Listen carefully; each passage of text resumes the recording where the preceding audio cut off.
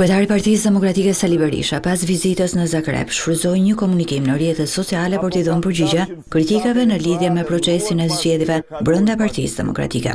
Berisha u kujdes të ndante në dy kategori kandidatët të cilët nuk u pranuan. Një kategori e cila sipas tij punon kundër demokratëve dhe një kategori që nuk plotson kriteret. A mund të imagjinosh ti që në garën e Partisë Demokratike të marrin pjesë kandidat të Edi Rams, apo kandidat të cilët në fushat elektorale punojnë haptas kundër Partisë Demokratike, apo kandidat që në fushat elektorale ndruan parti dhe kaluan parti tjetër.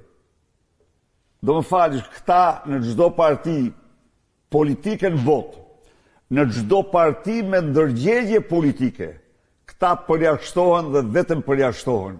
Berisha shpjegoi se Partia Demokratike është ndër të paktat parti që e zgjedh kryetarin nga antarësia, duke sjellë në vëmendje se Partia Socialiste nuk bën zgjedhje për kryetarin prej vitit 2009. Partia Demokratike është parti e hapur, s'mund ta marrë kushkur, u përpoqen për ta marrë. Unë i them se këtë parti Edi Rama s'mund ta marrë kurrë me kandidatura të shtira. Kryetari i Partisë Demokratike Sali Berisha shfrytzoi komunikimin në rrjetet sociale për shpjeguar pikat kryesore të rezolutës për Shqipërinë, që u miratua një ditë më parë në Zagreb në forumin e Bashkimit Ndërkombëtar Demokrat, grupimit të partive të djathta dhe të qendrës nga gjithë bota.